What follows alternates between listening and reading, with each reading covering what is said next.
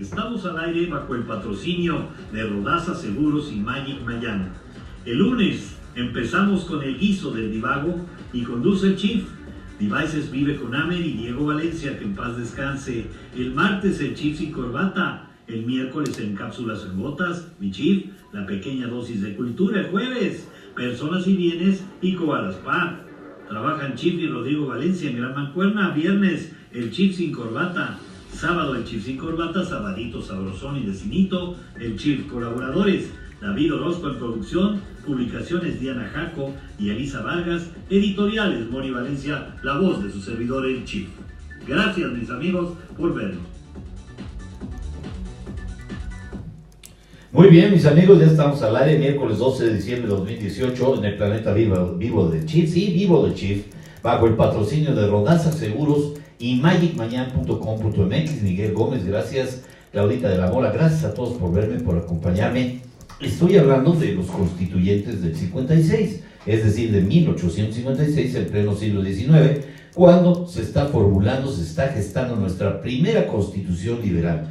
Veamos diferencias con la actualidad. Ahora, pues la ley Taibo, la ley del presupuesto de egresos de la Federación, el presupuesto general de gastos que tendrá el ejercicio de Andrés Manuel López Obrador y de todos los gastos que se tienen en la administración pública federal, estatal y municipal, las partidas presupuestales que se tienen ahorita en este ejercicio de democracia incipiente, hablando de incipiencia porque pues todavía hay un encono, hay tripa metida entre los legisladores, entre el Poder Judicial, en contra de algunos que pues tienen la expectativa de que con esta reducción de salarios, de sueldos, de ingresos, de prestaciones, de contraprestaciones, de dietas de todos estos funcionarios que estaban acostumbrados a despacharse con la cuchara grande, pues ahora viene la austeridad, hay que apretarse el cinturón y en esas andan nuestros senadores y nuestros diputados, aquellos de aquella época, de aquella magnífica y grandiosa época, ilustrados todos ellos,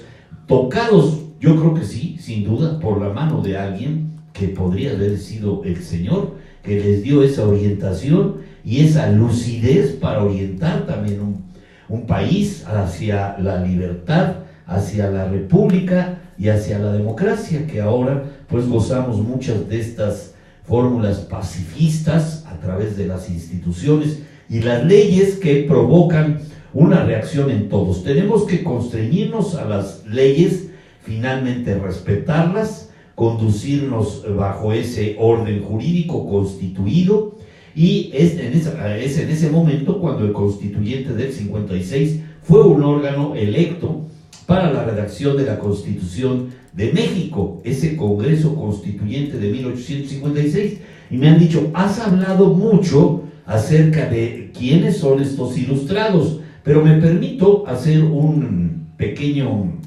momento de inflexión para que ustedes acuérdense o recuerden, para aquellos que no lo saben, que lo conozcan. El Congreso Constituyente de 1856 se reúnen mayormente ya en el Congreso de aquel momento más liberales que conservadores. Los liberales que querían pues la democracia, las libertades, una reforma estructural de toda a fondo de todo el dominio que se tenía sobre la manera de manejar o la forma de manejar este país en lo político, en lo económico, en el reconocimiento de derechos y libertades que en aquel momento habían estado sesgados o estaban en un marco muy estricto, solamente dándole ventaja a quienes refrendaban la presencia de la corona española en México. Por eso era todavía hasta antes de 1810 la Nueva España, y fue tomando un nuevo ciclo vital en nuestro país, para llevarnos al clima de libertades que, para bien o para mal, o limitadas, o reformadas, o derogadas, o abrogados algunos códigos, algunas leyes que ya no tienen vigencia, pero no por eso en su momento histórico fueron importantes. En aquel momento pues había otro tipo de prioridades, sobre todo pacificar al país a toda costa después de tantos años de batallar, de guerra, de dominio, y después de la independencia y la consumación, pues ya buscar esta nueva fórmula, como digo, una fórmula que deje más beneficio, orden y progreso a una nación, que finalmente eso es lo que se busca en una constitución. Y por eso decíamos que el Congreso Constituyente del 56, para que ustedes lo recuerden, fue un órgano electo para la redacción de la Constitución de México. No se nos olvide que fue convocado el 16 de octubre de 1855 por Juan Álvarez, y sus sesiones se llevaron a cabo del 14 de febrero de 1856, sí, este es el contexto, hasta el 5 de febrero de 1857, esta última fecha en la que se promulga la Constitución Política de la República Mexicana de 1857. La convocatoria del constituyente tuvo su antecedente directo en el Plan de Ayutla, el cual, además de desconocer el gobierno de Antonio López de Santa Anna, este hombre que también nos hizo perder la mitad del territorio de México, planteó la convocatoria de un Congreso extraordinario que permitiera el establecimiento de una república democrática, como ya lo dije, como forma de gobierno. Ahí lo tenemos, mi querido Roberto Blanco, Alex Fin, Jonathan López, Ernesto Gutiérrez, Livia Araujo, Fernanda Martínez Pardo, José Aguilar, Tomás Zavala Hernández, Mari Carmen Aranda, Raúl Aguirre. También para ti un fuerte abrazo, un gran día para todos ustedes, mis amigos.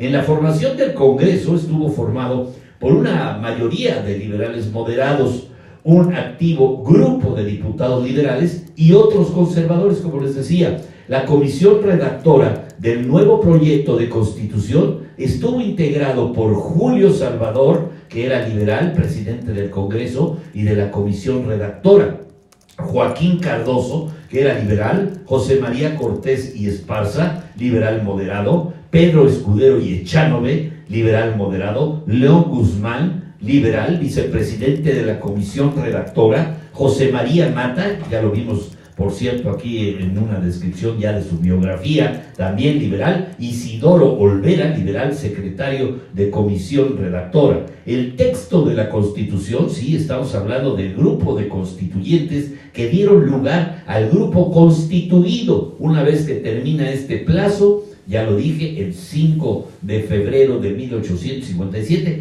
ya se determina que hay un Congreso constituido. Forma parte, a lo mejor, algunos de esos mismos miembros del constituyente, ya en uno constituido, y a trabajar. ¿Cuál es la principal función de nuestros legisladores? Así como lo dice, es la principal fuente del derecho por la cual se establecen leyes, se corrige lo anterior, se da cauce a las nuevas leyes que, pues como los hechos históricos nos dice la máxima jurídica que reza así: dame el hecho y te daré el derecho. Así preconizan sus ideas los legisladores.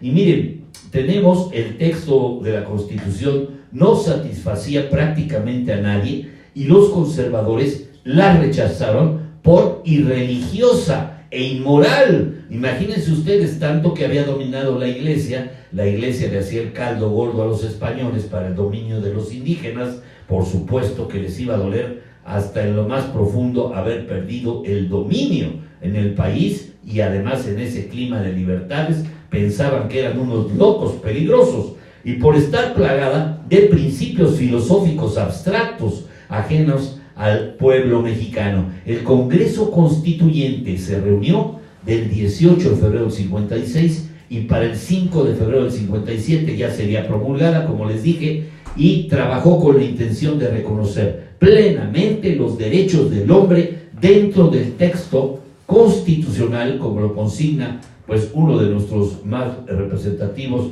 Emilio Orrabaza, en la obra que tengo aquí para ustedes, El pensamiento político del constituyente de 1856 a 1857. Con el triunfo de la Revolución de Ayutla llegó al poder una nueva generación de liberales, ya lo saben, entre ellos Benito Juárez, Melchor Ocampo, Ignacio Ramírez, el nigromante. Todos ellos ya hemos platicado un poco de su biografía, su historia. Miguel Lerdo de Tejada, sí, Miguel Lerdo de Tejada, al que se le debe la ley Lerdo, en la cual fueron enajenados pues los bienes eclesiásticos y se desamortizaron, quiere decir, se les sacó de la muerte para darles cauce económico y beneficiar a más gentes. Esto ya lo tratamos en alguno de estos capítulos que vimos. Y Guillermo Prieto, por supuesto, estos notables nombraron presidente a Ignacio Comonfort. También convocó un congreso sí que trabajaría en una nueva constitución. El equipo de Comonfort preparó algunas leyes que promovieron cambios importantes. Y así pasamos a detallarles algunos miembros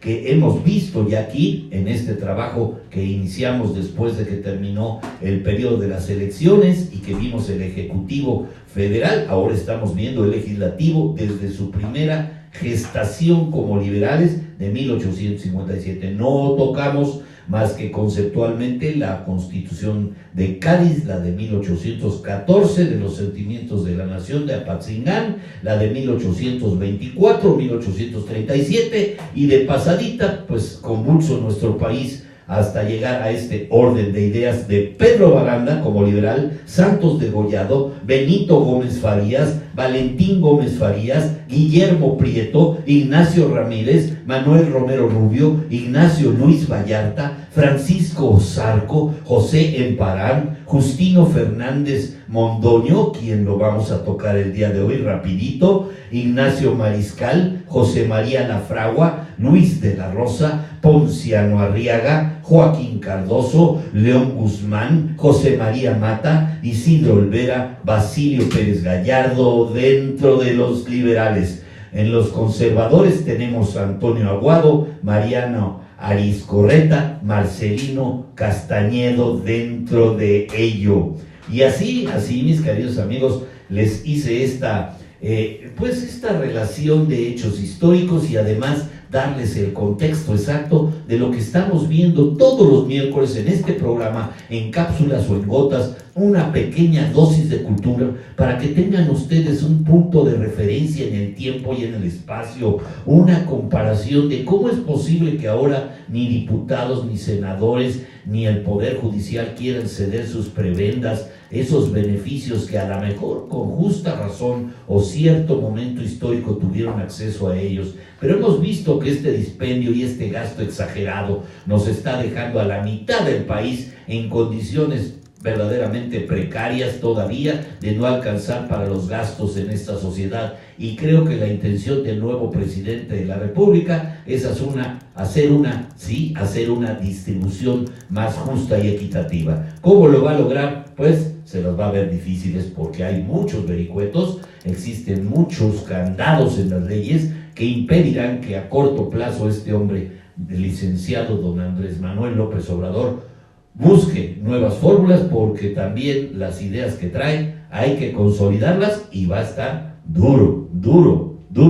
Justino Fernández Mondoño, me paso rápidamente, tengo otro trabajito que los invito, termino este trabajo y me voy a hacer el Bitcoin Revolution. Me están esperando unos amigos de YouTube, voy a hacer la entrega nada más en Periscope y YouTube, si me quieren acompañar con mucho gusto, en mi canal Miguel Armando Valencia López, el Chief, ahí voy a tener el Bitcoin Revolution, a manera de conclusión, ¿qué podemos hacer con nuestra inversión? Janolín Núñez, Jonathan Ríos, Amer Soto, hola, Andrés Herrera, Ramón Arellano, Estefanía Medina, El City Hidalgo, Sergio Olivares Soto, Rata Jacob, Rata, ¿así? Bueno, pues este hombre fue secretario de Justicia de México en 1905 y 1911 con Porfirio Díaz, fue secretario de Justicia e Instrucción Pública, ¿sí? Fíjense que este hombre tuvo, entre otras atinadas decisiones, convocar a don Justo Sierra para ponerlo en la Secretaría de Educación Pública, un hombre positivista que tenía altura de miras y una visión a largo plazo de la educación. Pues obviamente no nada más se le cuelga la medallita a don José Vasconcelos Calderón, sino también a este hombre. Pero bueno, pues fue a raíz de que este hombre, Justino Fernández Mondoño, no confundir con este Noroña, no, nada que ver. Este sí trabajaba, este no nada más hacía grilla, este sí había estudiado jurisprudencia, este era un buen político. Entonces vamos a analizarlo. Con Porfirio Díaz también fue secretario de Justicia e Instrucción Pública. Él fue precursor para darle oportunidad a don Justo Sierra. El 19 de abril de 1901 al 30 de noviembre de 1905 fue secretario de Justicia. Fue también gobernador de Hidalgo, no obstante que nació en la Ciudad de México. El 1 de abril de 1873 a 1876 también fue director de la Escuela Nacional de Jurisprudencia. Al fin y al cabo, pues muy bien presentado el abogado y político. El 16 de enero del 85 al 14 de agosto de 1901 fue gobernador del Distrito Federal, ahora Ciudad de México, del 6 de enero al 9 de febrero del 61. Y pues en su información personal les presento rápidamente que nació en 1828, un 22 de junio, ya lo dije, en la Ciudad de México, y fallece también en la Ciudad de México un 19 de agosto de 1911, prácticamente un año después de nuestra revolución. Él tenía 83 años, mexicano. Su familia pues tuvo dos esposas, una murió cuando pues en 1885 Francisca Castelló y Rivas fallece y se casa en segundas nupcias con Sergia García. En la educación, pues ya saben, se educó en la Escuela Nacional de Jurisprudencia, que después llegó a ser director de la misma, abogado y político. Justino María de los Remedios José Juan Bautista Fernández Mondoño, ya les dije, nace el 22 de junio del 28 y muere el 19 de agosto de 1911, abogado catedrático y político mexicano, integrante de este gran Congreso Constituyente de 1856, fue uno de los impulsores para la creación del Estado de Hidalgo y posteriormente su segundo gobernador, sucediendo al señor Antonio Tagle. Sirvió como gobernador de 1873 a 1876, cuando fue destituido durante la Revolución de Tuxtepec. En sus últimos años se desempeñó el cargo de secretario de Justicia e Instrucción Pública en el gabinete de don Porfirio Díaz, el presidente Porfirio Díaz. En sus orígenes, que nace en la Ciudad de México, es hijo del jurista Alonso Tomás Fernández Pérez y de doña María de los Dolores Mondoño y Fernández. Aunque nacido en la capital, Justino vivió los primeros años de su vida en Actopan, lo que hoy es Hidalgo, en las haciendas Totoapa, Tepenacasco y Supitlán, propiedades de sus padres. Su padre Alonso fue un jurista reconocido que fungió como diputado en el Congreso del Estado de México y posteriormente, el Congreso de la Unión. También fue magistrado en la Suprema Corte de Justicia de la Nación. Su hermano mayor, José Fernández Mondoño, se convirtió en el primer edil de Tulancingo en 1869 y después se convirtió en diputado federal.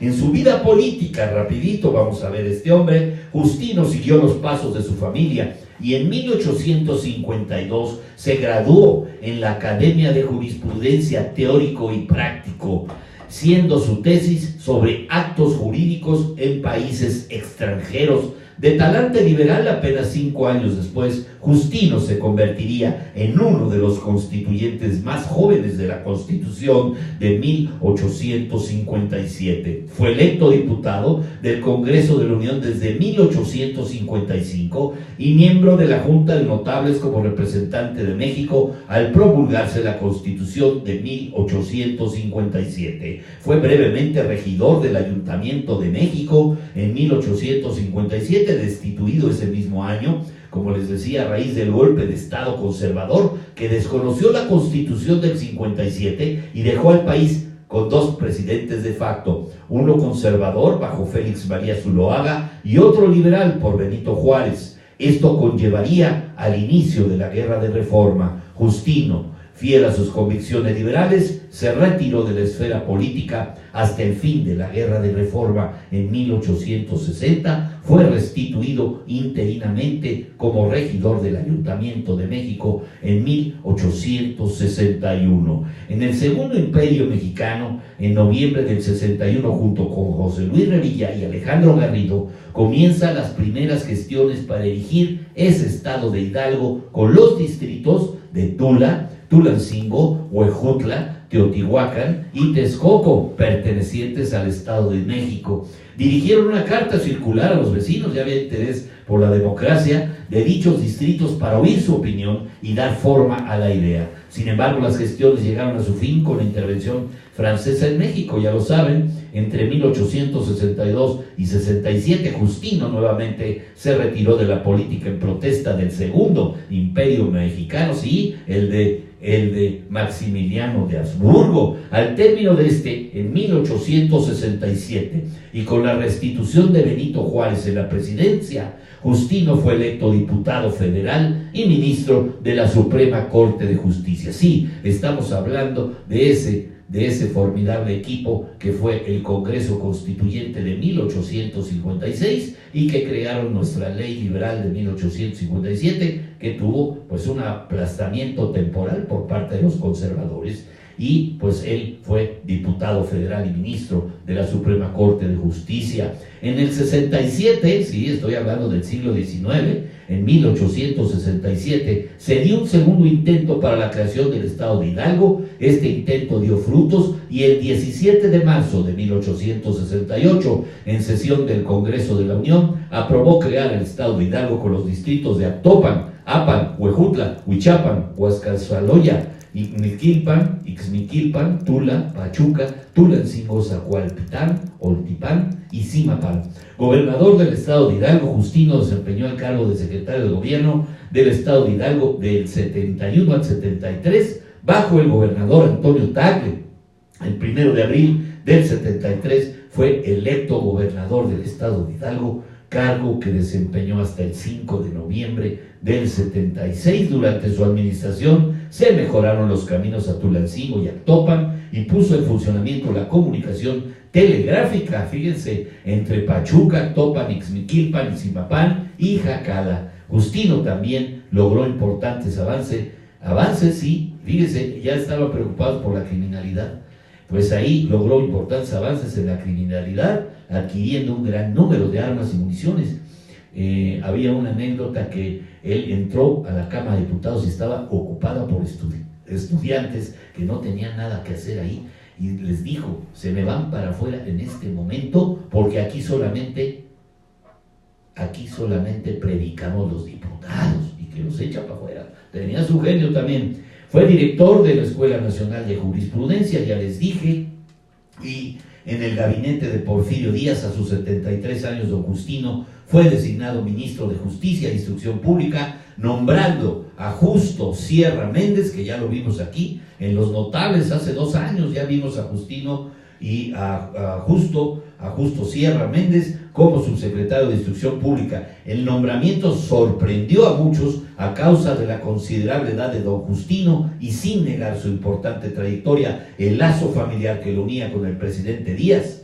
Sin embargo, el nombramiento resultó beneficioso para los otros integrantes del gabinete de don Porfirio. Claro, ya tenía sus años, ya tenía pues una calidad moral y ética a toda prueba, y por supuesto pues representaba ideologías también moderadas que eran aceptables para los científicos, que eran los únicos privilegiados en el gabinete de Porfirio Díaz, y no objetadas por los miembros más liberales del gabinete. Durante esta gestión, la secretaría don Justino se convirtió en un cercano consejero del presidente Díaz. Ya les dije que cayó bien, que lo aceptaron en ese grupo pues de alto nivel. Si bien don Justino mantuvo relaciones cordiales con la mayoría del gabinete, no fue siempre así con su subsecretario Justo Sierra. De ideas y caracteres diferentes, Sierra se sentía constantemente frustrado respecto al carácter necio de don Justino. Caray, bueno, yo creo que algo tendría como un talón de Aquiles, ¿verdad? Que no siempre apoyaba sus ideas progresistas, y en ocasiones acabo de perder una conexión aquí de YouTube, lamento muchísimo. Para mis amigos que tenía yo en YouTube, perdónenme por favor, a ver si podemos restablecer la señal, ya casi termino. En 1905 la Secretaría se convirtió en 2, manteniéndose don Justino frente a la Secretaría de Justicia y Justo Sierra frente al Ministerio de Instrucción Pública y Bellas Artes, la actual Secretaría de Educación Pública. El 27 de marzo de 1911, ante la inminente revolución, don Justino fue el primer miembro del gabinete presidencial de Porfirio Díaz en renunciar a su cargo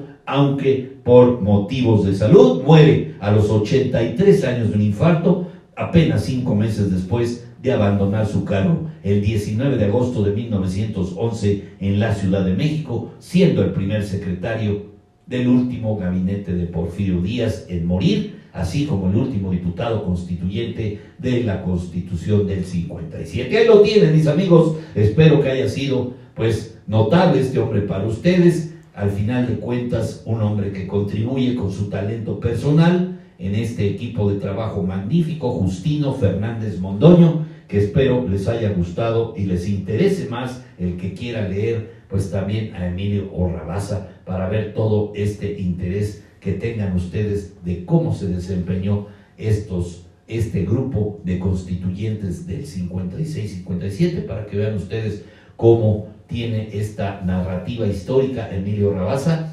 Busquen ese libro, se los recomiendo. Es el Congreso Constituyente de 1856-57. Lo tengo aquí como apoyo para darles información de primera mano. Gracias, mis amigos. En cita, buenos días. Lau Elidi Islas, Javier Suárez, Carlos Molinar, Carlos Gense, Rubén Telles, regidor Martín Cortés. Muchas gracias a todos por hacerme el favor de ver. Su confianza la valoro muchísimo. Por supuesto, su compañía también. Gracias. Cuídense mucho. Mañana nos vemos en Personas y Bienes y Bienes y Personas, la columna vertebral, a 3 años, 8 meses ya vista de este inicio de esta aventura maravillosa que nos ha llevado a acercarnos a todos nuestros buenos amigos. Gracias, gracias por su compañía y su confianza. Hasta mañana. Chao. Gracias.